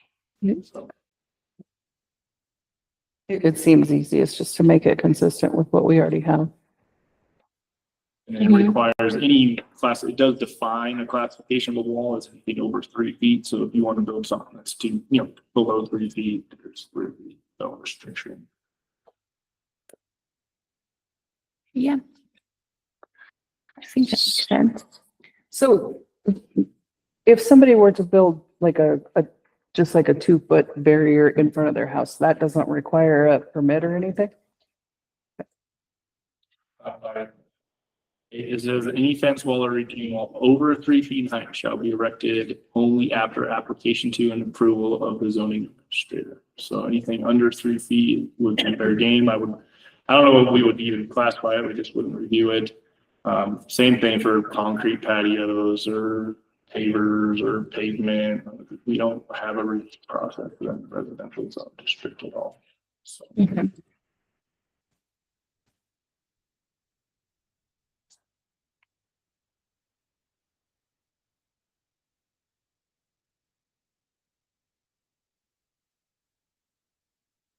Motion to recommend subsection C with the addition of a maximum height. Yeah. I'll move to approve the D5 proposed code amendment C 475-149.23 fences and walls to consider inclusion within the RRD Zone District with the provisions from R1. Perfect. Second. Motion and seconded. Any further comment? All in favor, say aye. Aye. Motion carries. Okay, then subsection D, higher and better use. We already discussed. Are there any further questions about higher and better use? Judy. Judy. We didn't have a second. Dan. Oh, yeah, sorry.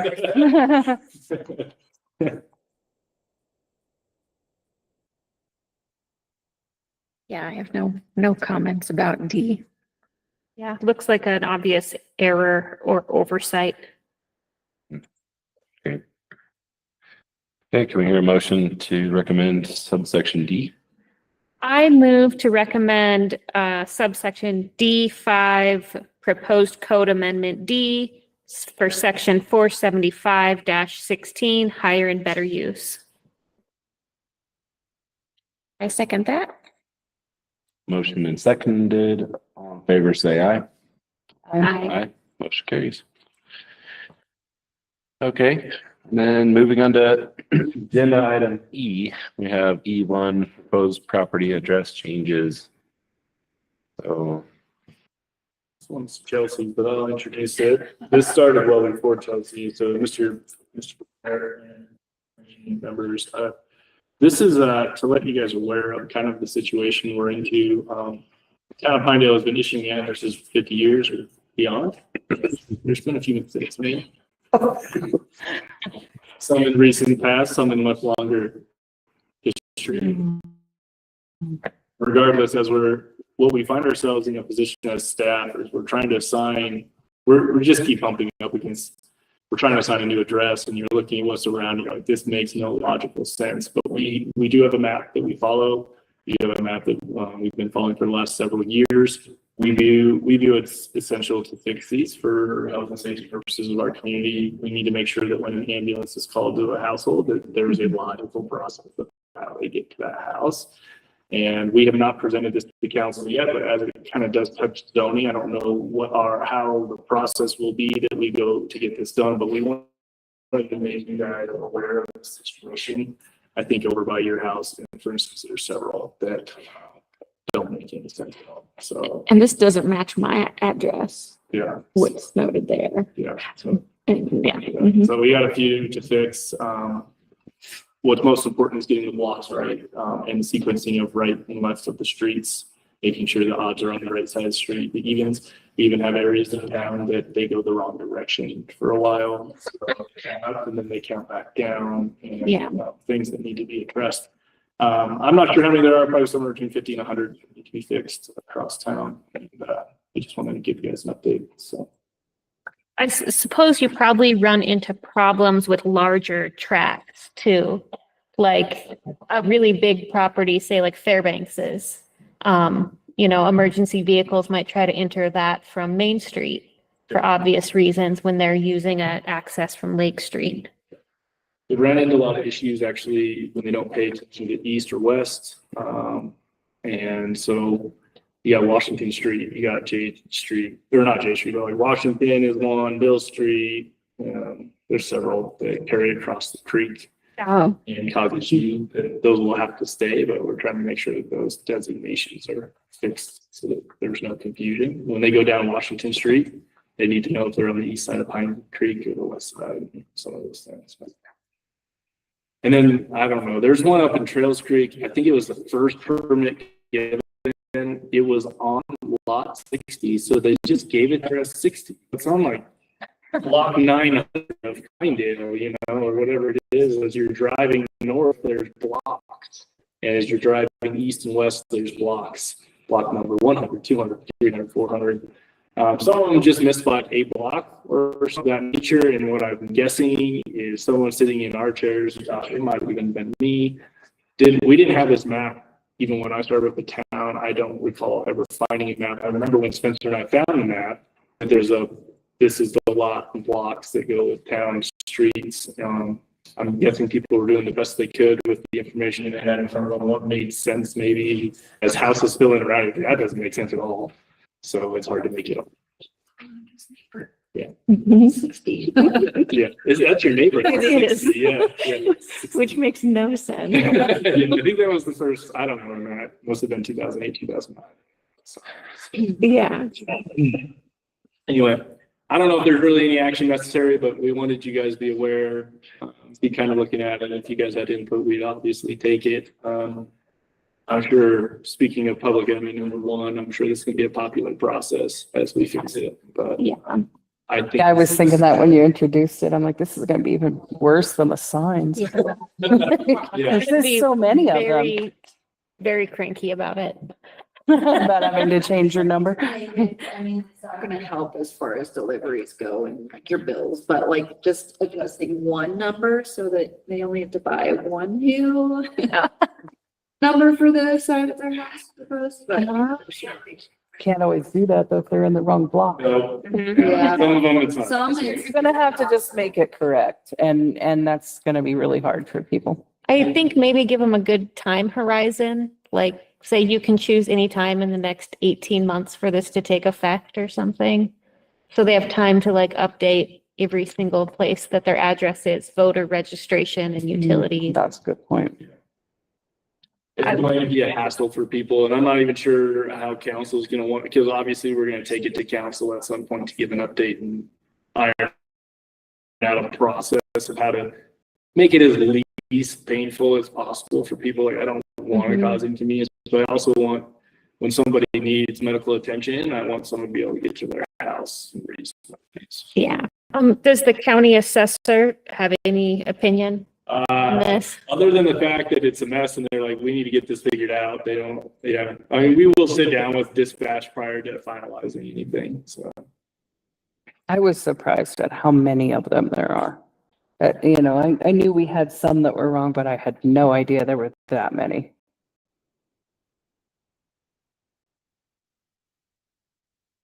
So I think even like, I think where your house is, Mhm. we tried to like massage it to make it kind of work. It's kind of a funky. Well, mine reads 912, but on the GIS, what I am is 907, and it should be an odd number there. Yours is fine. I feel like it's reasonable. Okay. There's a lot down in like Or even Fox just Willow, changing these that are, zoning lines. Yeah. Help eliminate a few that would need to be changed, just the lines instead of changing numbers. Oh, I see. the way it works now is you don't get an address until you come in for a building permit. Yeah. Yeah, that's the way it goes.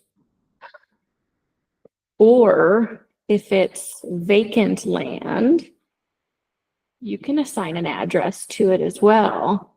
If it's just a lot, right? Yeah, we usually refer to it as lot and block until we assign a building permit to it. Okay, That's historically how the town's done. okay, okay.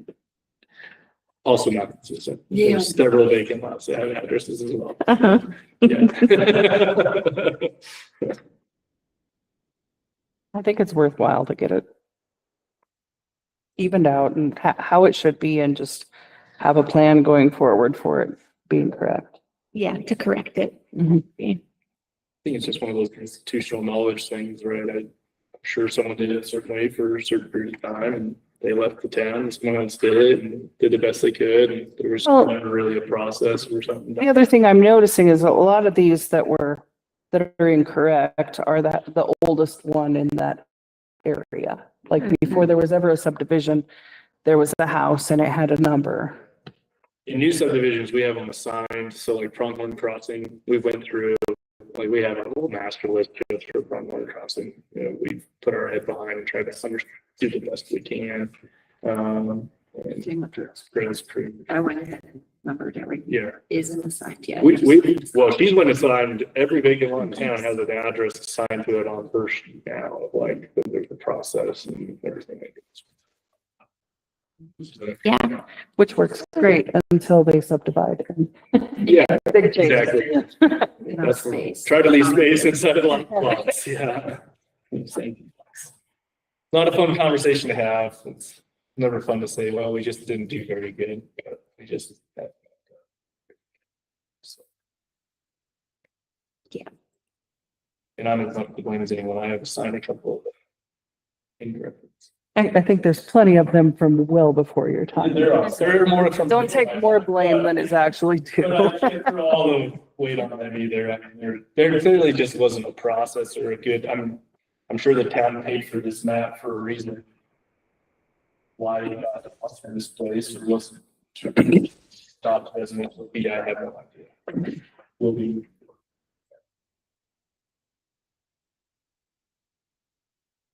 Interesting. We'll make sure that we put your name, Ryan, in the Yeah. letter from the planning and zoning. For complaints,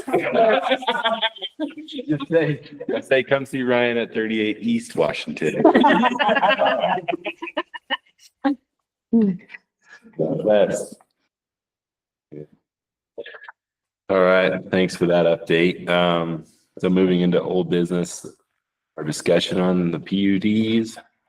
It has been a minute. You've probably forgotten everything that we talked about. Not me. I put off my work until today. yeah, me too. Saw that, thank you. I added it in there this morning. It's not that I haven't been thinking about it this whole time. I just hadn't solidified anything until this morning. I need to get on the phone with somebody from Jackson or choose a town to discuss. Sure. Yeah.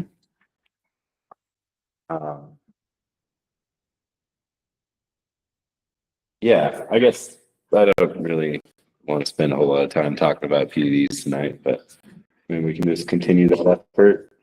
Sure. I guess one thing when I was doing my part, which was the procedures, if anyone has thought about a way that they would like this procedure to be easier than a regular rezone procedure, I would definitely welcome that input and try to put it in. I have a lot of ideas for how to make this process way more difficult, but I think that defeats one of our goals. Yeah. I will say, Mr. Chairman, that the next meeting, we have already advertised public hearing for, but it's a much smaller agenda than this one. So there's only one public hearing for a pretty small subdivision. So I imagine you'll have one at your next meeting. Yes. And I will say it's highly unlikely that I will make that meeting. Which will be May 5th. May 5th.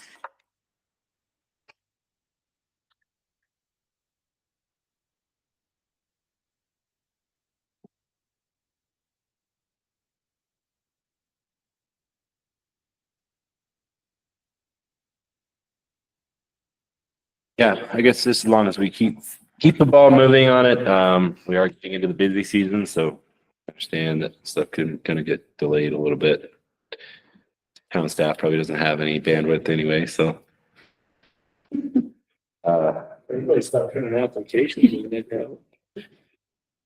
That time of year, everybody's excited to get going on construction. So But I do think it's still important, especially with Ridley's project. Yeah, and other things that will be coming up, and I think it would be a good addition to our town code. Keep up the good work. Is there anything else on your report that we need to go over? provided a lot of updates of where the subdivision processes and projects are that are ongoing. Pretty much everybody either has or is planning on breaking ground in relatively short order on this season's construction. So J Street, we had a pre-con last week. They're supposed to break ground this week. That's fully bonded, ready to go. We're going to have a conversation with the Dollar General. Their bonds going to become an issue. The dollar is not acceptable. Problem across the with them. We're kind of awaiting getting that completed now, but we still hold the bond on it as well. And Casey Downs Crosswinds, that they got a lot of that construction done, but it's not paid back yet. But the water and sewer project actually went really well. I couldn't ask for it to go any better than it did, but just waiting for it to get paid back and trying to think what other planning is done. It's pretty well. Try to throw out more days to go.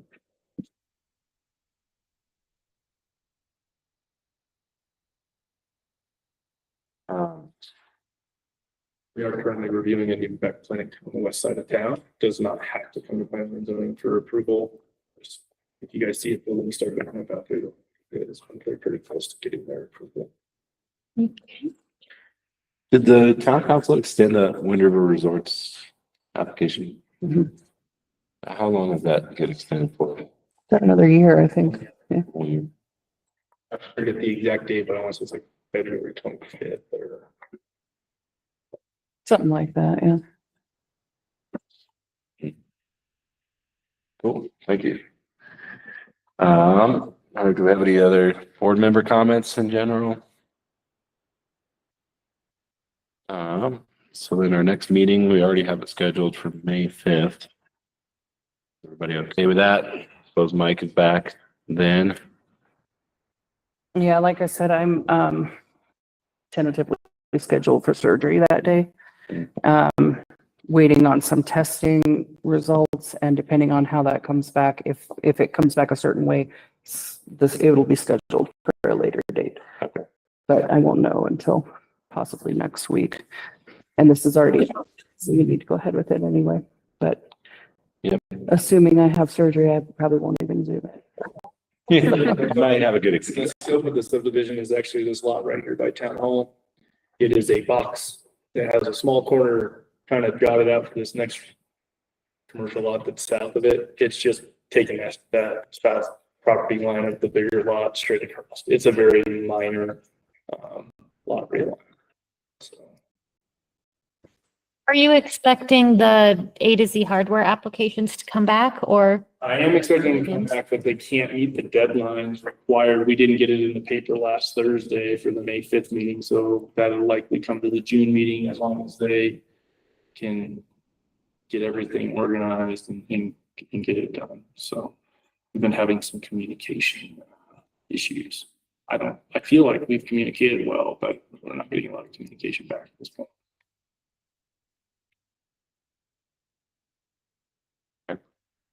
All right. Well, with that, we'll adjourn the meeting. Thanks for coming. Appreciate your time and presentation. Thank you online if you're still there. See you next time.